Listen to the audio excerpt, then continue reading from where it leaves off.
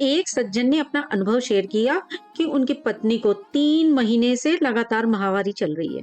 कई डॉक्टर्स को दिखाया, परंतु कोई फायदा नहीं हुआ।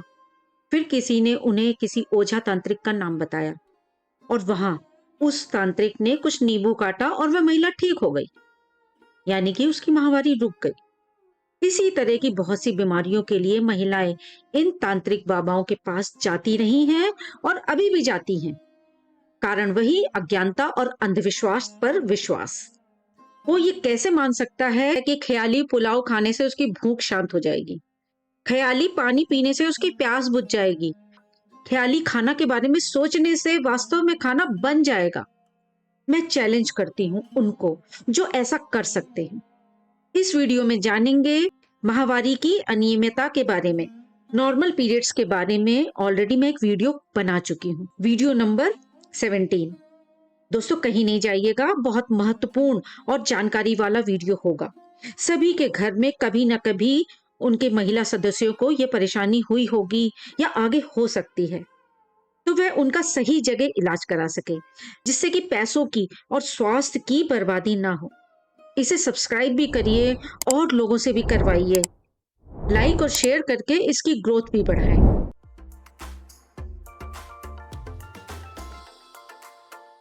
नमस्कार दोस्तों, डॉक्टर मूक नायिका में आप सबका स्वागत है, अभिनंदन है।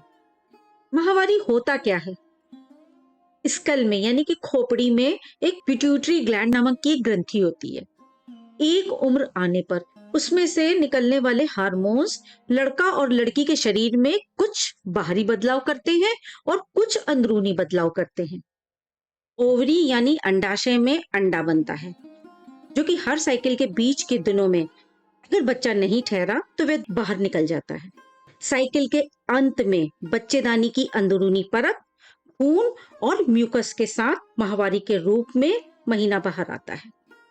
एक उम्र या अवस्था आ जाने पर अंडा बनना बंद हो जाता है और रिप्रोडक्टिव एज का अंत हो जाता है। माहवारी का आना बंद हो जाता है। यह अमूमन 45 से 55 वर्ष की उम्र में हो जाता है। इसे मीनोपॉज कहा जाता है। ये जो बातें मैंने बताई हैं, ये नॉर्मल पीरियड की हैं। सबका नॉर्मल पीरियड का पैमाना अलग अलग होता है।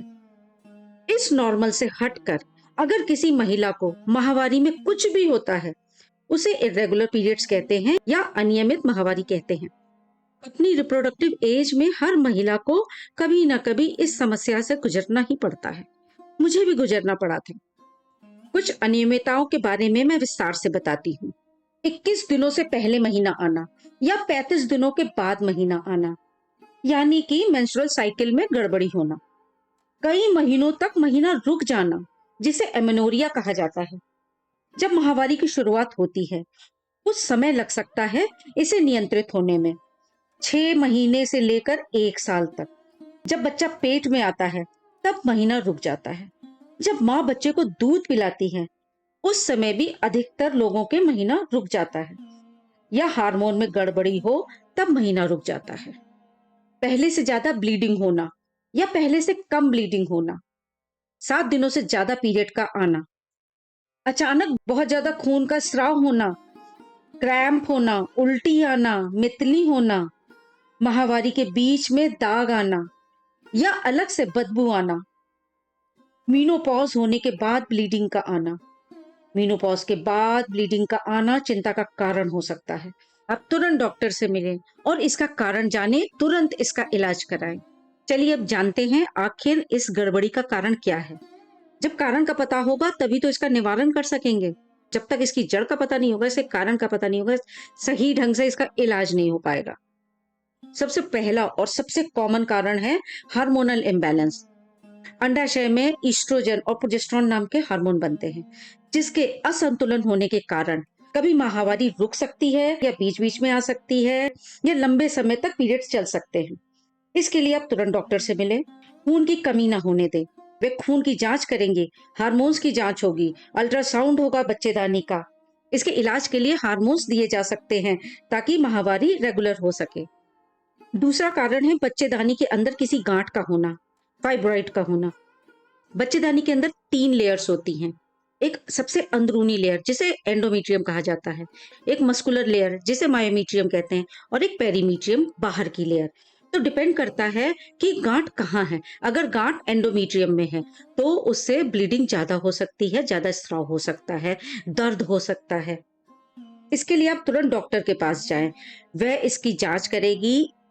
अगर छोटा इसका साइज़ हुआ तो इलाज से ठीक हो जाता है। अगर नहीं ठीक होता है तो इस फाइब्रॉइड को भी रिमूव कराया जा सकता है। और अगर बच्चे की ज़रूरत नहीं है, रिप्रोडक्टिव एज हो चुकी है, आपकी एक उम्र पार कर चुकी है, तो बच्चेदानी को ही निकाल दिया जाता है ताकि ज़्यादा ब्लीडिंग ना हो, जिससे कि एनीमिया ना हो। अगला कारण है एंडोमेट्रियोसिस। एंडोमेट्रियोसिस का मतलब कि एंडोमेट्रियम बच्चेदानी का टिश्यू बच्चेदानी के अलावा और भी कई जगह ग्रो हो जाता है, जैसे कि फैलोपियन ट्यूब्स, ओवरी, बच्चेदानी का मुंह जिसे सर्विक्स कहते हैं, यूरेथ्रा, एनस, पेरिटोनियम कहीं भी हो सकता है। इसमें कई दिनों तक, कई माह तक ब्लीडिंग होती रहती है। ब्लड का फ्लो भी नॉर्मल से अधिक होता है। क्रैम्प्स होते हैं, पेड़ों में बहुत दर्द होता है। इसमें बिल्कुल भी लापरवाही नहीं करनी चाहिए। तुरंत स्त्री रोग विशेषज्ञ से इलाज कराएं। एडिनोमाइसिस, एडिनोमाइसिस में जो एंडोमेट्रियम होती है वो अंदर की तरफ ग्रो कर जाती है मायोमेट्रियम में। उसकी वजह से दर्द और ब्लीडिंग ज्यादा होती है, अनियमितता हो जाती है माहवारी में। अगला कारण है एनीमिया। अधिक माहवारी होने के कारण खून की कमी हो जाती और खून की कमी होने के कारण भी माहवारी में अनियमितता हो जाती है। और भी कई स्वास्थ्य की समस्याएं हो सकती हैं। यूट्राइन पॉलिप, बच्चेदानी के अंदर एक गांठ का होना, उसमें भी माहवारी डिस्टर्ब हो जाती है, तो ऐसे में उस पॉलिप को रिमूव कर दिया जाता है। अगला कारण है बच्चेदानी के रास्ते में इन्फेक्शन होना, जिसे पेल्विक इन्फ्लेमेटरी डिजीज कहते हैं। इसमें वजाइना या तो सर्विक्स में बैक्टीरियल या फंगल इन्फेक्शन हो जाता है। इसको सेक्सुअली ट्रांसमिटेड डिजीज कहा जाता है। बच्चेदानी के रास्ते का इन्फेक्शन ऊपर बच्चेदानी तक जा सकता है अगर आप इसे इग्नोर करते हैं या बाबा ढाबा के चक्कर में लगे रहते हैं। पेल्विक इन्फ्लेमेटरी डिजीज में योनि से सफेद बदबूदार पानी आ सकता है, पेड़ों में दर्द होता है, नीचे कमर में दर्द होता है, माहवारी अनियमित हो जाती है। अधिकतर खराब, पुराना या बिना धुला कपड़ा इस्तेमाल करने से होती है। जहां पढ़ाई का, जागरूकता का स्तर कम है, वहां अधिकतर महिलाएं इस कष्ट से जूझती हैं। एक बार मैंने गांव में कैंप किया था। वहां करीब 85 से 90 महिलाओं की जांच हुई थी और 90% महिलाएं इस बीमारी की शिकार थीं। इसे ल्यूकोरिया या सफेद पानी आना भी कहा जाता है। हर उम्र की महिलाएं इसमें शामिल थीं। योनि पेशाब और मलद्वार के बीच में होती है, तो सफाई में कमी होने के कारण यहाँ बैक्टीरिया का पनपना आसान हो जाता है, जो योनि के रास्ते बच्चेदानी में जा सकता है और कैंसर में भी परिवर्तित हो सकता है अगर हम इसका इलाज ना कराएं। इसका इलाज बहुत ही सस्ता और अच्छा है। अगला कारण है पॉलिसिस्टिक ओवेरियन डिजीज। इसमें अंडाशय यानी ओवरी में कुछ गड़बड़ी होने की वजह से जो एंड्रोजन हार्मोन बनता है वो अनियमित हो जाता है, ज्यादा बनने लगता है, जिससे अंडा बनने में गड़बड़ी हो जाती है। ऐसे में कई बार महिलाओं को गर्भ नहीं ठहरता है, पीरियड्स या तो बंद हो जाता है या गड़बड़ाने लगता है। माहवारी के शुरुआत में और बंद होने के समय अधिकतर ये हो जाता है। आप डॉक्टर के पास जाएं, इसकी जांच कराएं, इसका इलाज हो सकता है। प्राइमरी ओवेरियन इंसफिशिएंसी यानी कि अंडाशय के कार्य में गड़बड़ी, जिससे महीना रुक भी सकता है और गड़बड़ भी हो सकता है। थायराइड हार्मोन में गड़बड़ी, हाइपोथायरॉयडिज्म और हाइपरथायरॉयडिज्म, अधिकतर इसमें माहवारी अनियमित हो जाती है। और आपको जांच से पता चल जाएगा कि आपको क्या प्रॉब्लम है, वो रिप्लेसमेंट थेरेपी आपकी दे दी जाती है। ब्लीडिंग डिसऑर्डर, कई बार ऐसा होता है कि ब्लीडिंग टाइम, क्लॉटिंग टाइम में गड़बड़ी होती है, उस वजह से खून ज्यादा आता है, ज्यादा दिन तक बहता है। ब्लड की जांच करवाने से ये पता चल जाएगा और इसका इलाज भी हो जाएगा। गर्भ निरोधक भी इसका कारण हो सकता है, प्रॉपर्टी आदि वगैरह इम्प्लांट करने से, क्योंकि किसी किसी को ये सूट नहीं करती है। बच्चेदानी या उसके रास्ते का कैंसर, जिसमें अनियमित ब्लीडिंग या महीना रुकने के बाद ब्लीडिंग होती है, पोस्ट मेनोपॉजल ब्लीडिंग, आप इसके लिए तुरंत डॉक्टर से संपर्क करें। जितनी जल्दी इसके बारे में पता चल जाएगा, उतनी ही जल्दी इसका इलाज और उतना ही सस्ता इलाज इसका संभव हो सकता है, उतनी ही जल्दी आप स्वस्थ हो सकते हैं, वरना काफी खतरा हो सकता है। कभी कभी लाइफ स्टाइल भी इसका कारण होता है। ज्यादा मोटे होने से, ज्यादा बॉडी फैट होने से स्ट्रेस की कंडीशन में जो महिलाओं को अधिकतर हो जाता है, घर की जिम्मेदारी निभाते निभाते और परिवार द्वारा उनको इग्नोर करते, कमतर समझने में भी ये गड़बड़ हो जाता है। बहुत कम बॉडी फैट होने पर भी, जैसे एथलीट लोग होते हैं, डांसर होते हैं, जिम्नास्ट होते हैं, उनमें भी ये गड़बड़ी हो जाती है। हर चीज की अति बुरी होती है। अब इसका पता कैसे लगाएं कि आपको क्यों माहवारी गड़बड़ आ रही है? उसके लिए कुछ जांचें हैं, जैसे खून की जांच। खून की जांच में आपका एनीमिया पता लगाएंगे कि हीमोग्लोबिन तो कम नहीं है, हार्मोन्स की जांच होगी, अल्ट्रासाउंड जिसमें आपको कोई फाइब्रॉइड है, पॉलिप है, कोई ओवेरियन ट्यूमर है, सिस्ट है, उसका आपको पता लगेगा। एंडोमेट्रियल बायोप्सी, बच्चेदानी की अंदरूनी परत की जांच, उस बायोप्सी से आपके हार्मोनल इम्बैलेंस क्या है उसका पता लगेगा, या कैंसर की शुरुआत तो नहीं हो रही है, इसका भी पता एंडोमेट्रियल बायोप्सी से लगता है। हिस्ट्रोस्कोपी यानी कि बच्चेदानी के अंदर की जांच एक इंस्ट्रूमेंट द्वारा। ये सब इतना विस्तार से इसलिए बताया कि इनमें से कोई भी कारण हो सकता है माहवारी में गड़बड़ी का, जिसका इलाज 100% संभव है। जितना टाइम इसके गड़बड़ होने में लगता है, उतना ही टाइम इसके ठीक होने में लगता है। Early diagnosis, early easy and cheap treatment. अब बात आती है कि ये बाबा तांत्रिकों के पास जाने से तुरंत कैसे ठीक हो जाता है। अधिकतर लोग इलाज करवाने के बाद इनके पास जाते हैं। हार्मोनल ट्रीटमेंट का असर देर से आता है, 3 से 6 महीने का समय भी लग सकता है। जब तक उनके पास जाते हैं तब तक इन हार्मोन का असर हो जाता है।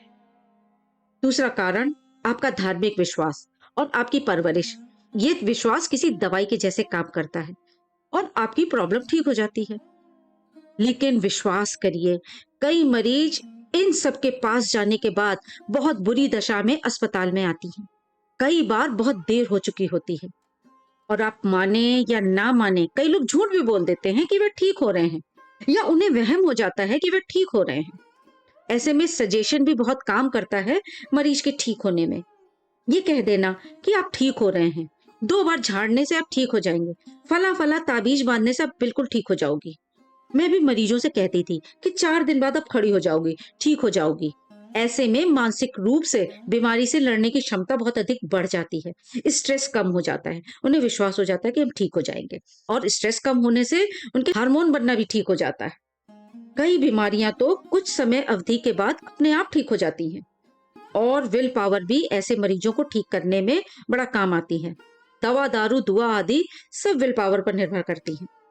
तो मेरा वीडियो बनाने का मकसद सिर्फ माहवारी की साइंटिफिक जानकारी देना, उसकी गड़बड़ी, उसकी जांच, उसका इलाज और उसका परिणाम बताना है, ताकि आपका पैसा और स्वास्थ्य दोनों ठीक रहे, कोई आपके अनाड़ीपन का फायदा ना उठा सके।